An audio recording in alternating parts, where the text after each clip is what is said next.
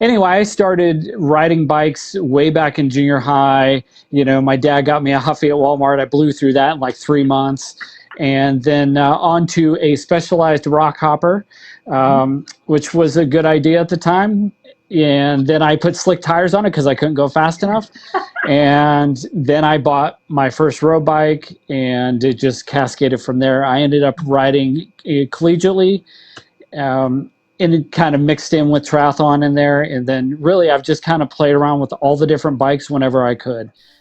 Welcome to the Bek and Siri show. And here at Team Sirius Tri Club, it's not just about swim, bike, run. It's about who you become.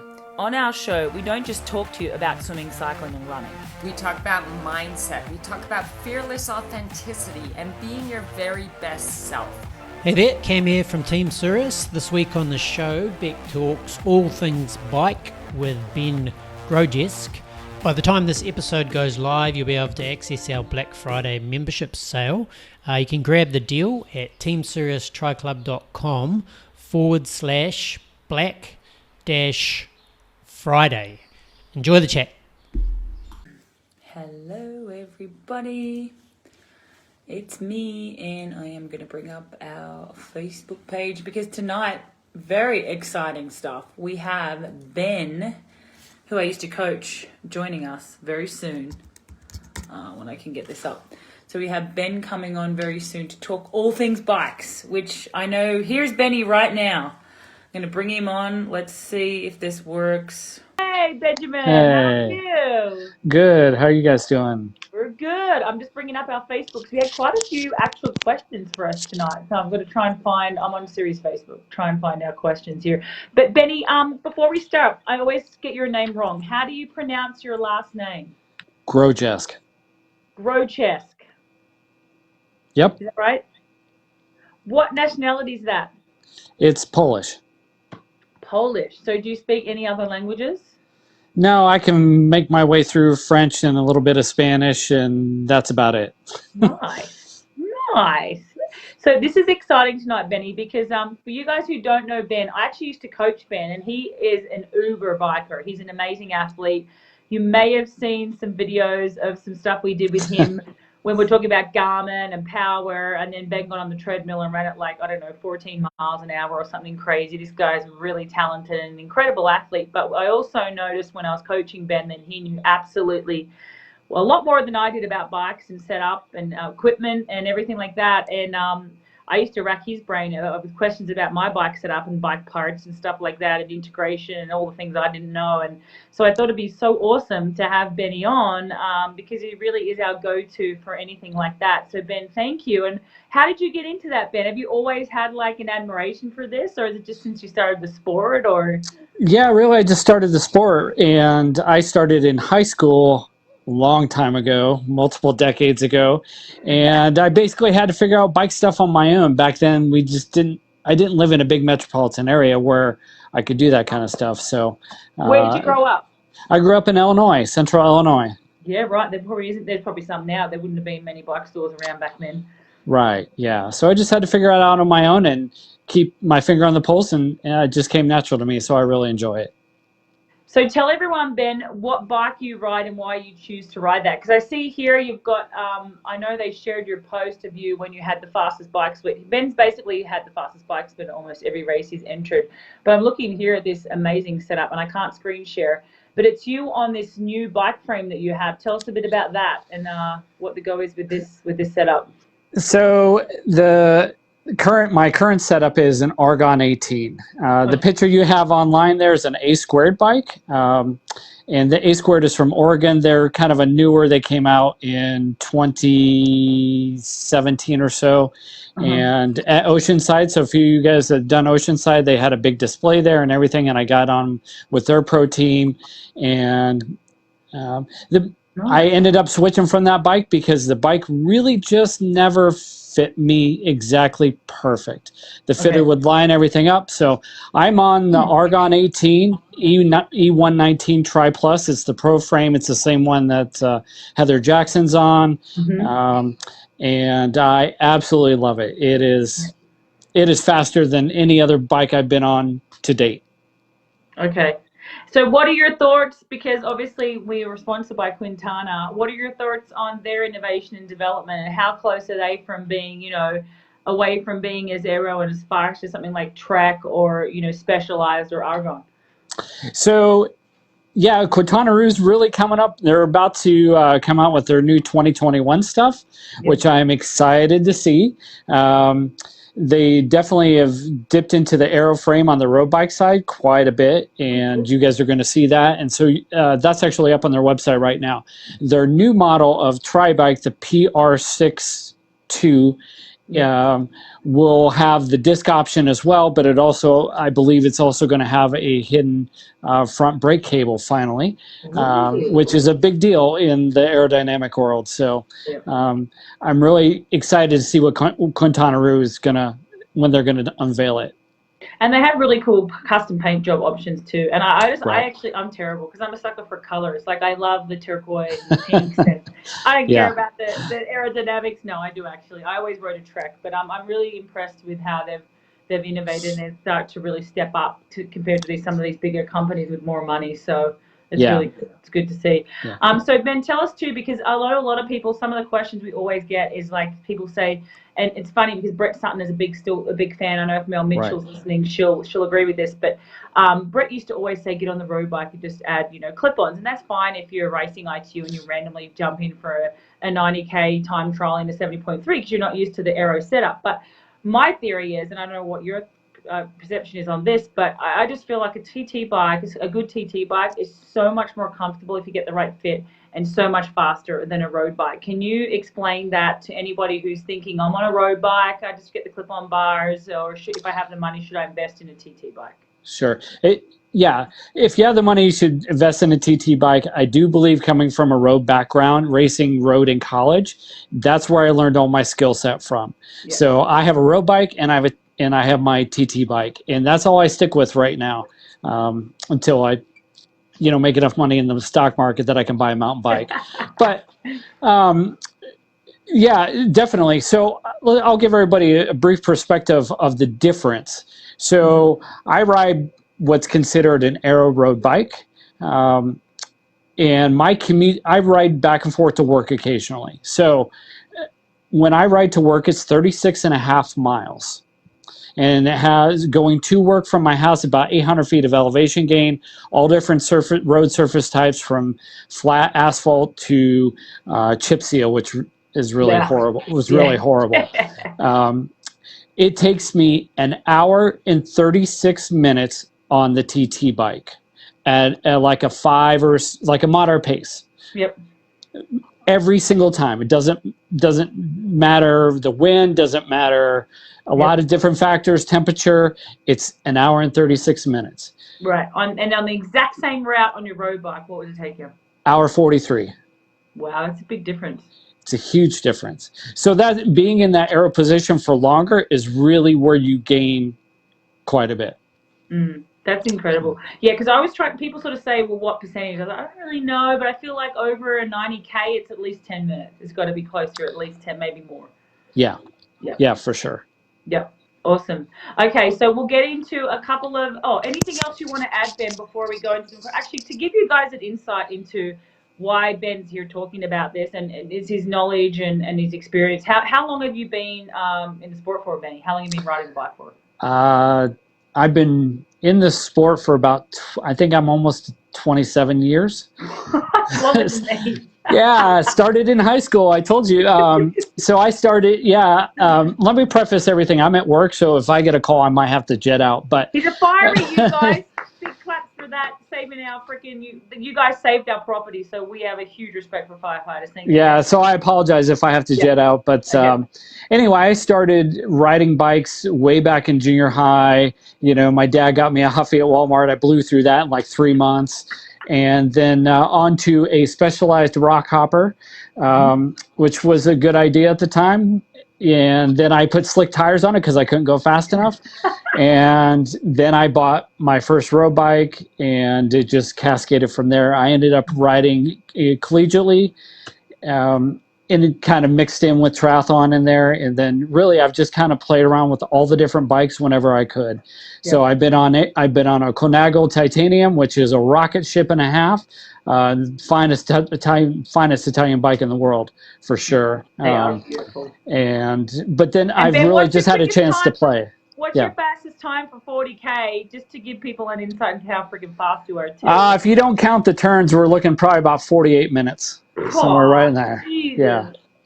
Kick my ass. I think I've only just broken an hour once on a full TT flat straight road, so that's insane. I've got a number of them right about 52, 53, but on courses with turns. So that's insane, guys. So I hope you guys are listening, because there's ladies there. I mean, everyone's different, but we have people just trying to get through 40K. But 48 minutes for a 40K TT, you guys. This is how fast this dude is. So anyone who has bike questions that want to ask Ben offline too, feel free. He's amazing. And so Benny, let's go to a question here from Jamie Taylor. Jamie's now coached by, actually, she just signed up with one of our coaches, Becky. And she's saying that I feel like I'm too short on my bike. I scoot up and feel like I'm going to fall off. I was measured and fit tested. Any suggestions when I purchase my next bike? Yeah, that's, as you alluded to, online coach, that's probably just a tip down on the front seat there. And that happens, folks. With the temperatures that change, carbon, aluminum, I don't care what material it is, it expands and contracts. And when that happens, things move a little bit. They get a little, you hit a hard bump, you kind of hear that creak in the seat a little bit. Yeah. And that's probably what happened. It just kind of dipped down there a little bit. So you can be in the right measurement, but with the tip down, that's probably why you're going to feel that you're going to slide off. That's what I was thinking too. Yeah. And what angle would you suggest? I always sat at almost 0, maybe 0 to 2. Yeah. Perfect. Yeah. It really depends on saddles nowadays too. Some are wider, some are thinner. Some have more raised beds, but really, that 0 degree angle is probably what you're shooting for. Yep. Perfect. And for guys though, what seat do you recommend? Have you found the most comfortable for a male? It's different for females, but what have you found you like the most? So I actually went to a short nose physique saddle. So it just has the shorter nose versus the longer nose that you typically see on a road bike, and that does well for me. I'm very comfortable on that. Okay. Your saddle shouldn't matter as too much. You need to be fitted on the bike. You need to go see Ivan or your local fitter. And if you're not comfortable on the bike, that is a fit problem. That is not necessarily a component problem. Yeah. It's definitely the fit. You really need to be fitted. Yep. Let's go over the basics of a bike fit, Ben, because I do feel like even when girls come to the camp, I see them with their pads in like Jan Frodeno, and they're broad-shouldered and quite large at the top, and they have their pads in like this, and they're trying to get so aero, and they can't breathe, and they're all shut off. Like the cockpit position for me is really important. Just to be comfortable with the pads, and there is a fine line between comfort and speed, but like some of the basics, can you go over some of the basics just for if they don't have a bike fitter, just the basics of bike setup, like what they should be looking at when they're on the TT bike? Sure. Cockpit number one, the arm shouldn't, your arms shouldn't be touching each other. You basically should have room for your cell phone in the middle. Is a good rule of thumb. Yeah, you have that little space in there. And that'll allow you to open up and to really breathe well. Too far out, you're going to get tired real quick. You're going to feel it in your upper back, and you got to kind of find that happy medium a little bit. Ski bend bars are probably going to be your best bet with angles like 45. Explain what that means, ski bend, because some of these guys don't know what ski bend means. So there are a number of different shapes of bars. You can call them S, J, the whole dang alphabet. But the ski bend is basically a straight bar with a 45-degree bend at the end. Yep. Kind of looks like that. Yep. Perfect. Yeah. Yep. I reckon then we'll come, because you want to have your hand, Ben, right? Like just sitting over the top like this. Right. And you want your wrist with a slight bend to it, not straight out, not down, and that'll prevent any from getting numb. If you're getting numb in your hands, that's probably the reason why that. Yeah, for sure. Yeah, I try and say with my ladies, especially because guys seem to have less issues with it, but I try to say, like, you want to start with a 2 fist widths apart for the pads. So the pad starts here and here, so they have that distance, and then see how you go from there. And then what about I used to like to have the pad sitting literally, the back of the pad was where my elbow would be. Yep. Yep. Yeah. That's absolutely perfect. Yep. You might have to scoot it a centimeter forward from that if you've got it kind of get sore elbows a little bit, or you get a rub mark on there from sweating. Yeah. But yeah, scoot it. Yeah, just a hair forward that you don't have too much. Yeah.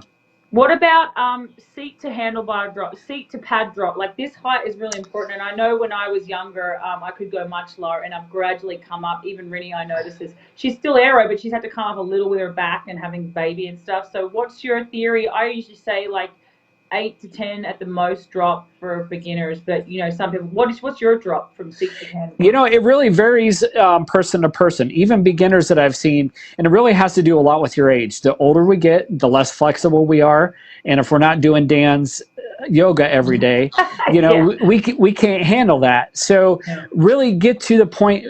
8 to 10's spot on, but get to a point where you're comfortable. If you're just hurting every time, you need to relax the angle a little bit and drop the seat a little bit. Yep. What about position over the bottom bracket? This is a hard one because I always thought you should be over it or on it, but that's not true. If you're really freaking tall and you have long levers, like, is there a guide that we can go by for getting over the BB in the right spot? Not really anymore.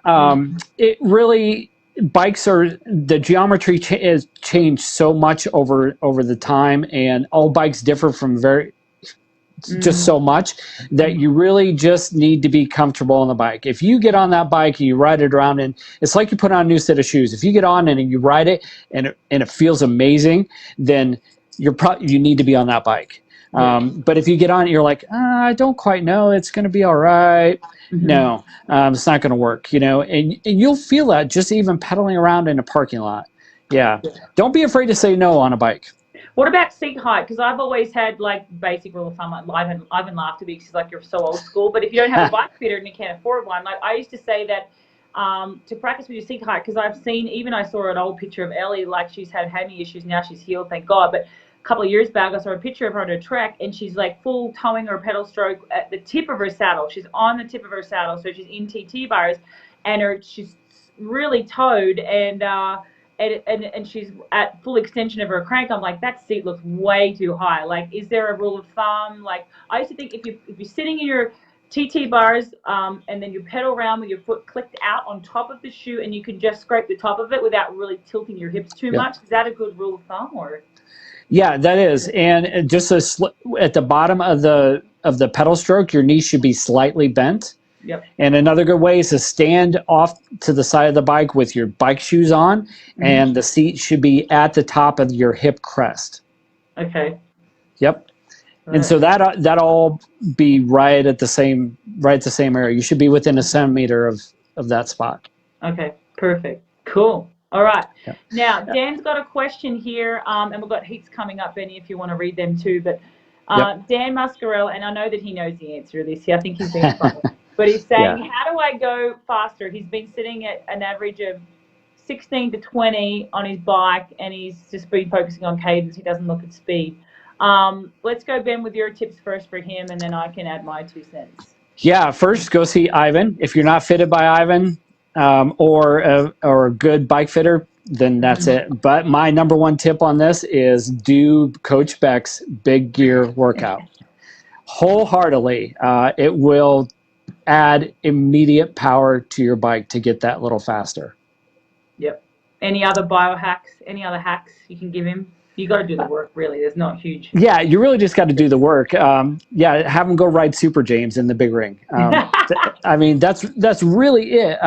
In the off season, the best thing you can do in the off season is actually do squat weights with squat, or squat rack, back squat, or if you can't do that, then the machine that you push out with the weight with your legs.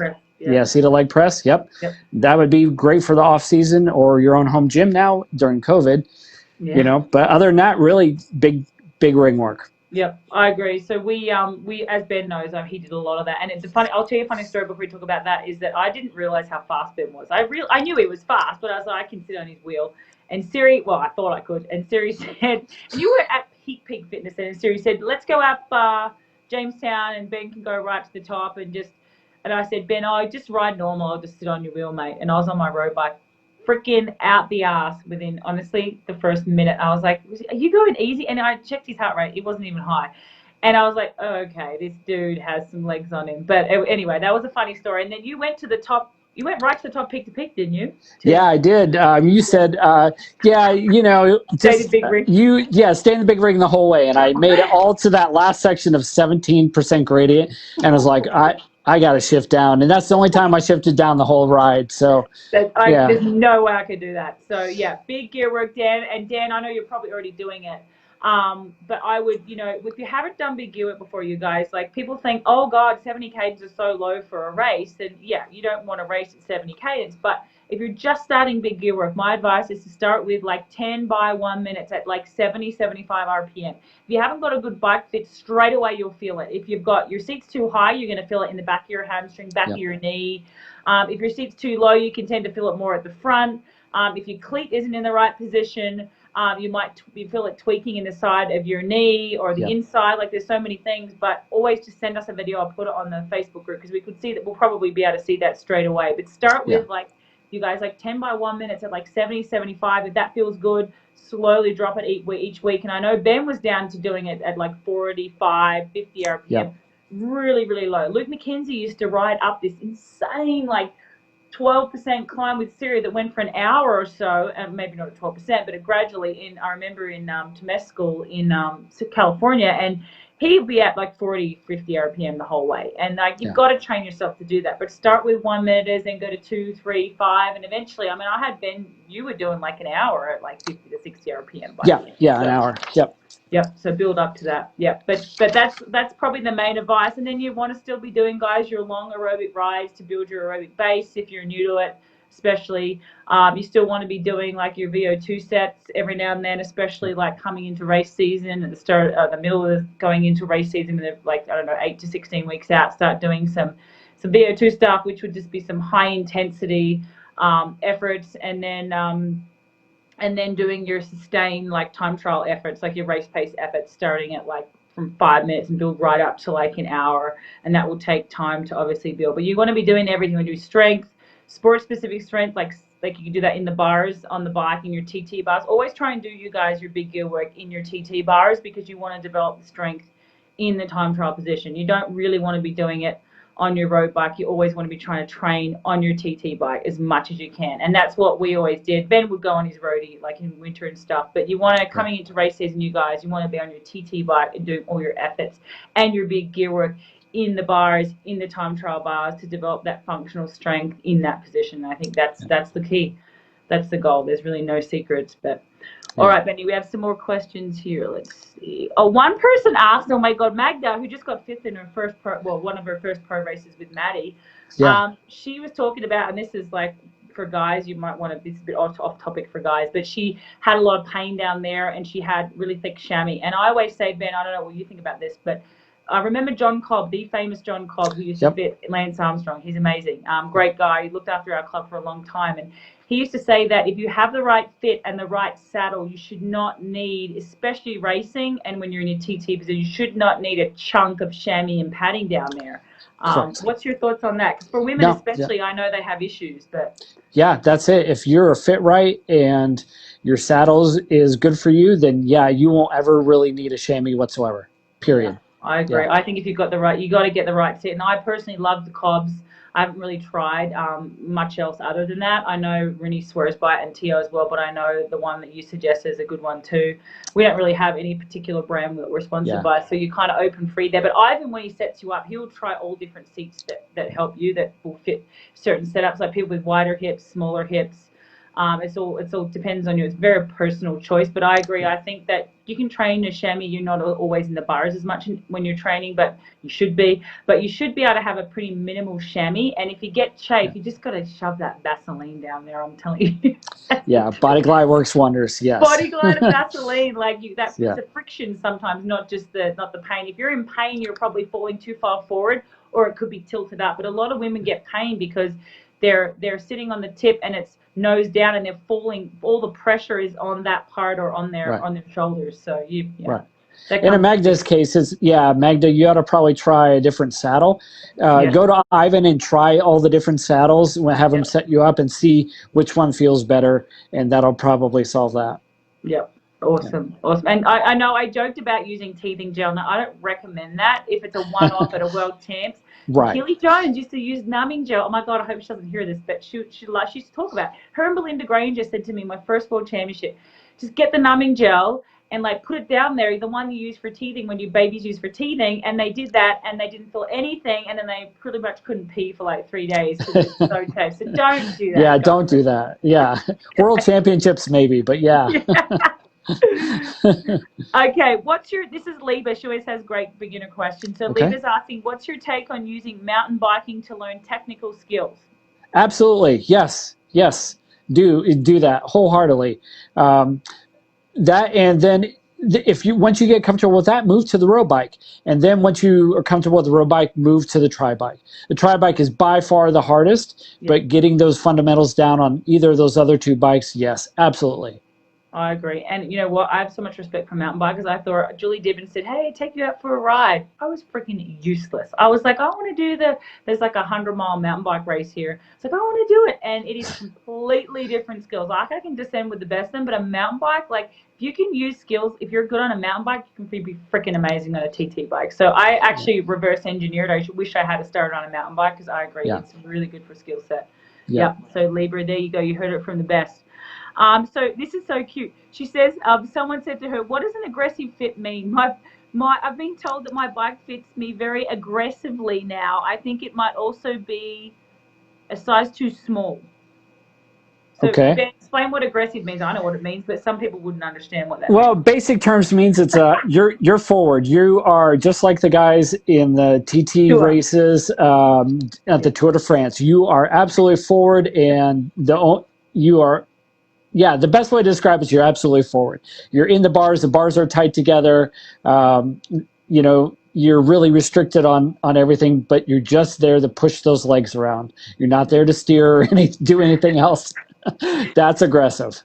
Yeah. I think Liba and Ben, if you're okay with this, if Liba can post maybe her setup on a trainer and just show us what it looks like, because it sounds to me, Liba, maybe comfort hasn't come first, aerodynamics has come first. And if you've gone straight to that, then maybe you can deal with it okay if you used to. But I don't recommend it, because if you try running off the bike on a really aggressive setup, which means really low profile and really aero, it can cause all sorts of issues trying to run off the bike of that sort of a setup. You should always work into that aggressive setup, especially as your flexibility and strength gets better, you're able to do those things easier. So work into it.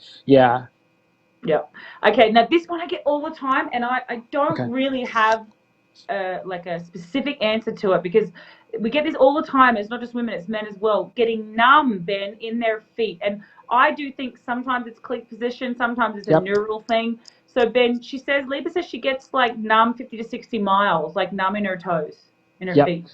So could be cleat position. That's probably the number one culprit. And a good bike fitter will look at your cleats and measure your foot on the pedal and get that all dialed in. If you have that done and you're still kind of having that same issue going on, it's probably something to do with the shoes. Have you replaced your insoles on your shoes lately? Most people haven't. We buy shoes, you leave them in, you don't think about that down the road. The insoles wear out. They're a piece of foam. It just wears out. So you need to be thinking about, if I put this many miles on this in a year, I probably ought to be getting some new foam inserts. And after that, then, you still have pain, then, it's probably the shoes, and the shoes just aren't working for you, and it's time to get a new set. And they have different widths now. We're sponsored by Bont now, Betty. I don't know if you knew that. They're so beautiful. They take a little bit to wear in, guys, so be patient. They do take a little to wear in, especially the road shoe. They're pretty harsh, but it can wear in pretty quick.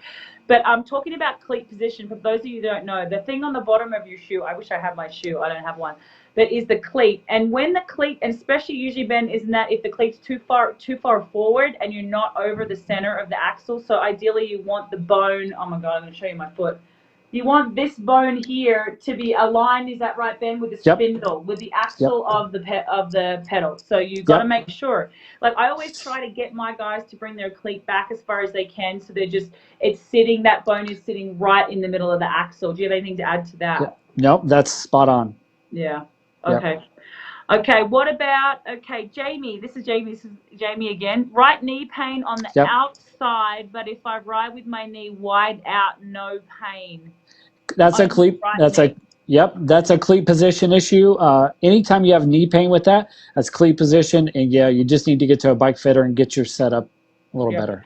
Yep. So if she's saying when it goes wider, so she brings her knee out, so I would say then bring your cleat out. Like you can move it it's hard, but if you can get that cleat out a little bit as much as you can to that side, then that will hopefully minimize it. But it's cleat position, and you got to you've got to. I always used to sit it as far. I actually used to have my cleat closer to the axle, but depending on I would try moving it as far out as she can, just to see if that helps. Yep. Okay, but it does sound like, Jamie, we definitely need to get you a bike fit. Becky Allen, see Becky's saying. Lever has to do with the angles. Yeah, it's important. It's comfortable. Yep, I agree. So it's just, again, cleat positions. I was told that to lift the pedal, but I'm stronger with pointing and pushing with my toes. Any tips? I was told to lift the pedal, but I'm stronger with pointing and pushing. I don't know if you mean point. You definitely don't want to point at the bottom of your pedal stroke. Like you guys should be able to almost they joke that it's like scraping dog poo off the bottom of your foot. Right. Like you want to have you want to have it like your heel, like you should be parallel, like your heel should be flat at the bottom of the pedal stroke, with still the bend in your knee. Like that's where the most power is, right? Yep, absolutely. And she needs to work on doing your one leg pedal routine. Even I still do that and practice that, and it's comfortable, it's natural for me, but I still keep doing it so my body doesn't forget how to do it. And so explain that drill, Benny, for those that don't know.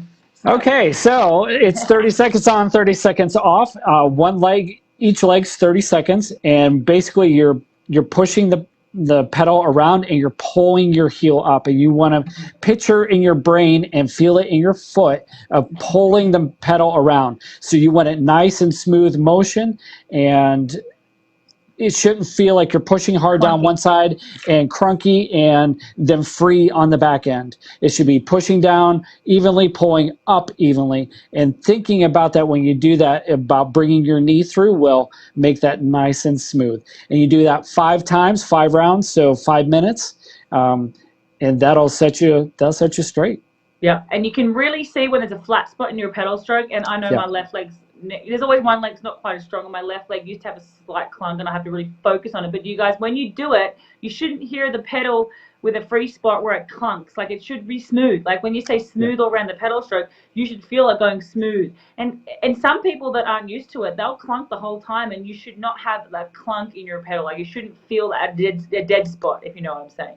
Yeah. It should look like you're spinning you're spinning a tassel around. It should look nice and even and nice and even, nice and even. It shouldn't look fast up front and slow in the rear. Yep. Okay, now this is a question that I don't have enough skill to answer because I'm still in the era with this, Ben, and I know you're going to answer this really well. Patrice is asking about crank length. Like John Cobb always said shorter, and I always think, well, it's a lever. Why wouldn't it be longer? Like, what is your 2 cents on freaking crank length? Like, how do we know what's the right length? Well, if you're super tall, so if you're tall, I'm 5'9", so if you're taller than me, you probably are going to be on a 175. If you're shorter than me, you need to be 172 and a half, down to 172, even down to a 168. Like, if you're super short, if you're only like 4'11", then you're at a 68 or a 60 or 168, 166. Yeah. Okay, what's the lowest they go? Oh, you can get them custom done now, so you can get pretty much anything. But that whole range right in there, you want to be on the little shorter end or closer to the shorter end versus the longer end. But it should be about right there. I think Rennie's on 168. Would that be right? Yeah, she's Explode. 5'1", right? She's tiny. Yeah, she might. So yeah, 168 would be perfect for her. Yeah. Okay. Yep. Now Anna's asking. I don't know much about the new saddles because I haven't been in the sport for like 5 years now. But Yeah. I have the Adamo ISM for the TT bike. But what is the best saddle for road bikes? Mimic for women of specialized, maybe. I don't. I'm not particular on brands. No. It's all about what feels good, and really, unfortunately, you just got to try it out. A number of bike shops nowadays will do a saddle try. So basically, you put down a $50 deposit. You are able to go in and swap out between 3, 4, or 5 different saddles over a 1 month period, and then just see what works best for you. It really should be about comfort and not necessarily about the brand. Yep, I agree. Yeah, sorry we can't really give a specific answer on that, but I agree. You want to try a few. Like I tried 3 or 4 before I got the right one. Now there's this new one, weird one that adjusts. Like you can adjust as you go, like for road and try. I don't know how it works, but it looks cool. Might work. It might work. It's the same. It's the same as the new Cervelo adjustment bars on the handlebars, and they're kind of using that same technology. It's at a way to adjust it, but if you can figure that out, and then you can measure that, and you can buy whatever saddle you want after that, and with the same measurements, it would work well. Yep. Otherwise, it's kind of just a gimmick until you figure out what works. Right, exactly. And then so inserts, I know with Ivan, he has this amazing like mold that you would use for a run shoe too. I think they're unbelievable. I don't know the name of them. I can't remember it. Retool fitters mostly carry them. And Ivan actually has this amazing insert, which I think was fantastic. I definitely felt more power with it. Do you know much about the inserts? Someone was asking if you can get them for cycling shoes. Yes, you can. Yeah. So I recently tried to do this through a couple of different vendors, and things are on back order. But I ended up with Icebug, and they're out of Iceland. Oh. And they're all right. They're good for a high arch. They felt good, and I felt I didn't have any problems back in my feet. There are 2 or 3 other brands that I can't remember off the top of my head. But yeah, you just Google search it, best bike insoles, and they'll pull right up to the top, and you should be able to pick out 1 or 2. And hopefully there's one in your area you can go take a look at. They can look at your feet and say, hey, is this going to work out for me? Yep. And I know if you're going to get a forward bike fit with Ivan, and we get like 20% off as well. And he does do virtual ones, which are a little cheaper right now because obviously you can't do it in person. He sends you the mold, and you can get, especially if you have high arches. Like if you have high arches, you probably maybe have either a really high arch running shoe, or if you're wearing orthotics in your run shoes, you should be wearing them in your bike shoes too. If you have a high arch, I would definitely recommend it. I think for sure, more support. All right, let's see if there's any more questions. This has been great, Benny. Thank you. Okay, last one. My right hip is lower than my left. How much will that affect my cycling, running? I can feel it bad when swimming, when it's super wonky. That's definitely gonna affect your bike, especially your bike. Yeah, for sure. Now, what's great about that nowadays is that you can get different crank legs for the different sides. So nowadays, the spindles are all set different than they used to be. They used to be kind of this one-piece deal that you had to have on the other side. But if you truly have a leg difference, you can either get a different size crank on the other side. That'd be one way to handle it. The other way would be to pad in the shoe and change that. Even changing 2 millimeters will make a difference. Huge. Like I do have a slight, it's not huge, but I used to have like a 2 mil left in my left shoe because my left leg was shorter, and that actually worked really well. It does. It does make a big difference. Do you think about you're in that position for like sometimes like 5 or 6 hours, or an Ironman even longer, and it makes a big difference because if your back is slightly out that much, and also guys, one thing with that, if you do, like I used to sit a little to the side, and Lance Armstrong sits to the side. I've seen him ride and I was like, okay, he sits to the side, so I must be okay if he doesn't. but it does wear on the saddle. Like I noticed my cob would be off to one side. I had to change it every 3 or 4 months because just from sitting crooked, then it would even be more exaggerated. So guys, look at the top of your seat front on like that. And if it's slightly off, you got to get a new seat. Like if you're sitting slightly crooked for a long time, someone just said they had their bike shoes for 6 years. Like that is just way too long. Like it's going to be so warm. Like you got to check that. Yeah, you can use a level 2, everything like that. So if you easily want to check the tilt of your seat, just get a level, buy a level from like Home Depot, and check the level of the nose. And I would definitely recommend, like, make sure it's flat or just slightly, just 2 degrees. It's really minimal. Yeah, for sure. All right, cool, Benny. Anything else, Ben, you would like to add? Any advice, like any quick tips? Anything you want to add here before we say goodbye? Because I can't say any more questions. Yeah, I've got a number of things, but I'll hit the highlights. The off season is really good. This is a great time to work on your other biking other than on a TT bike. You really probably shouldn't be out on a TT bike with the weather as it is. It's just a little too much risk in it. You should definitely be on the mountain bike, and you should definitely be on the road bike. Go have fun. The off season is the time to have fun. Enjoy biking. I know a number of people, even really good elite athletes, who are really scared about being on the bike. You should never be like that. Go out, have fun, make it enjoyable for you. Because if you don't, we had a question about. Once you're 16 weeks out from your key race, that's when you want to get on your TT bike. You don't need to get on it much sooner. Yep. We had a question about disc brakes, and I forgot. Yes. Yep. So disc brakes, I'll give you the question was, should I be looking at disc brakes? And my question back is, are you an elite athlete who's an aggressive rider who lives in the tropics and gets rain on them every day? If you can answer yes to all those, then yeah, a disc brake bike is going to be advantageous for you. Otherwise, I'd save your money for a little while. Rim brake bikes are cheaper right now, which is wonderful because they're not the new hot and heavy thing. Disc brakes are good for certain people. For most of us, we don't need to slow down that much on a TT bike, right? We just don't need to. So unless, like I said, you live in the tropics or it's raining every day, stick to the rim brakes and you'll do just fine. Disc brakes came around after mountain biking and the tire problems we were having, as well as it's a way to gain power through the back end of the bike, because that through axle is now larger, and so you're not losing you don't have any power loss through the back hub nowadays. So disc brakes are good for certain situations.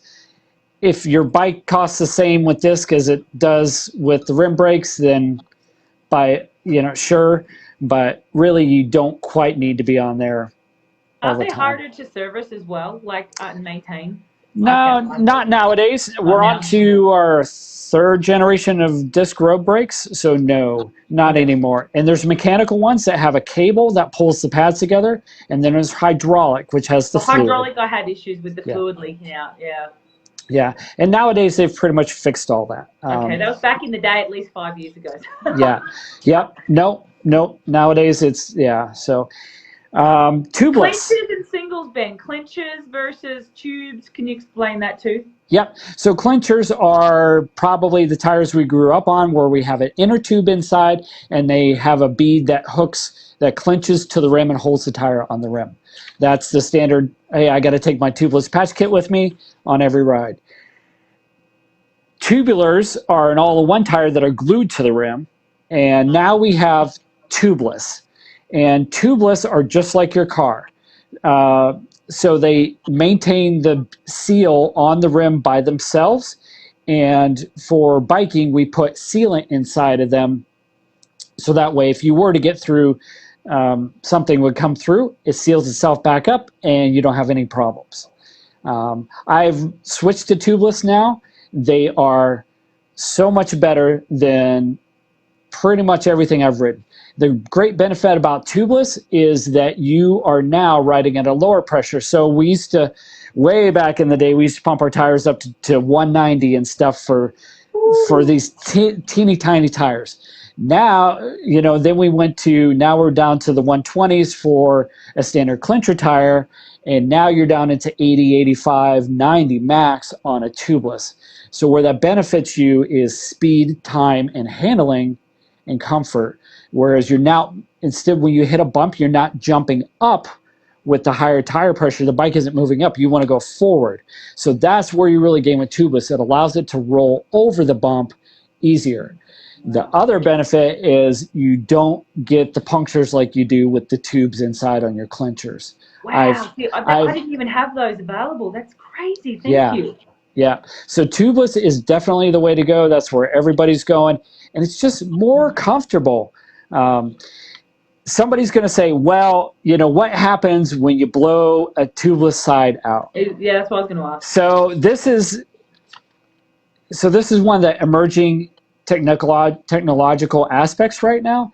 If you guys watched the tour this year, and you might have watched EF Education, when they had their flats, they kept rolling along for a little while.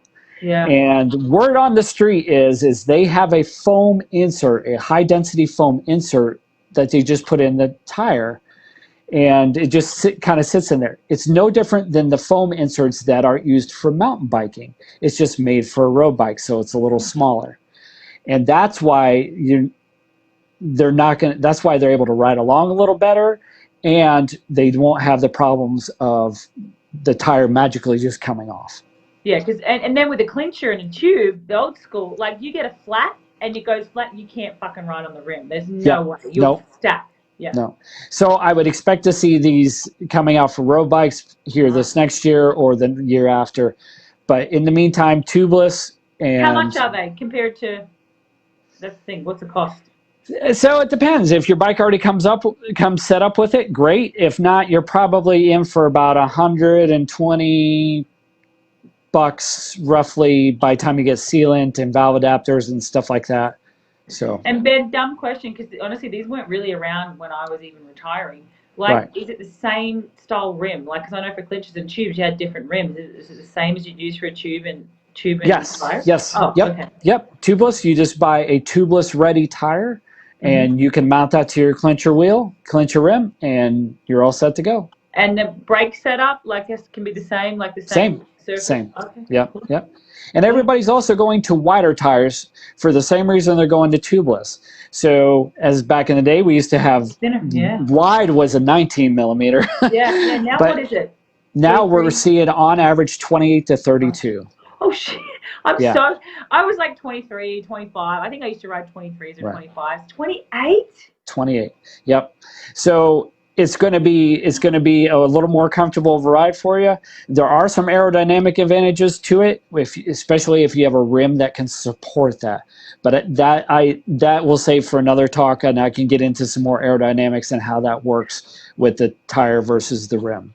Hey Ben, you know what we need to do is we need Ben to do how to change a tire. For those who are still using clinchers, and even with these ones, like maybe we could do a video on that for people, because I know even Siri, I have to admit, we have just clinchers the old school way, but she gets a flat and she's like, Becky, like she can't even change it. Like I have to do it. I'm pretty fast. Like me and McKillie Jones had a race one day, and her PR was like, I remember I'm so competitive, and she said she changed it in like 4 minutes something, and I remember I got a flattened valve and I wanted to beat her time, and I did it in like under 3 minutes, and that was with CO2. I cheated, but you can do it pretty quick still. But anyway, I think that'd be a fun thing to do. Yeah, we'll definitely do that. Yeah. Okay.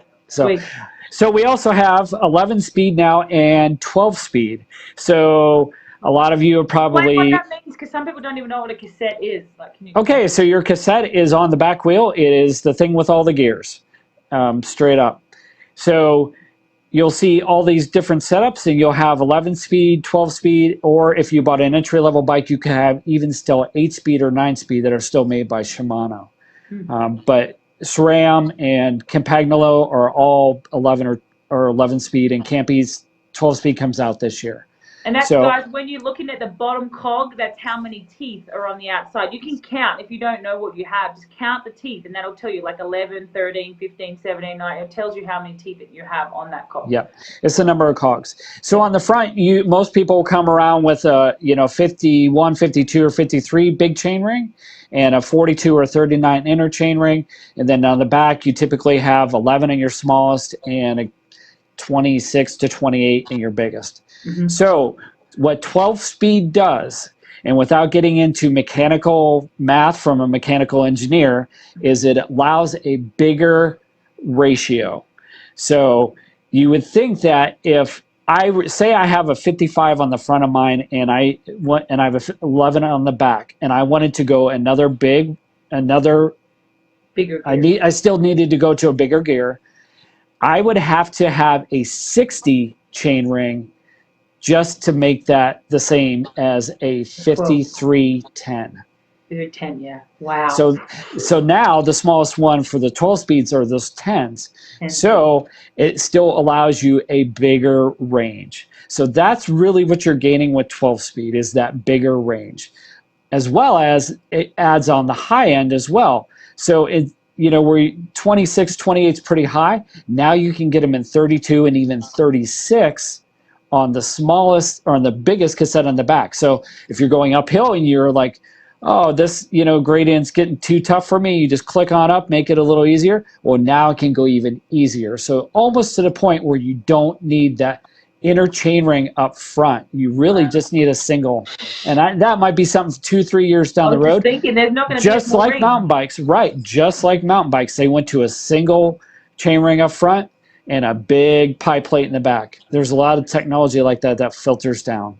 There you go. I'm even learning so much stuff. I'm so behind. Like I retired in 16, and I haven't really looked at bike parts since then. So that's awesome. And everybody saw the Chloe Dygert crash. I hope they did. It really, that hurt.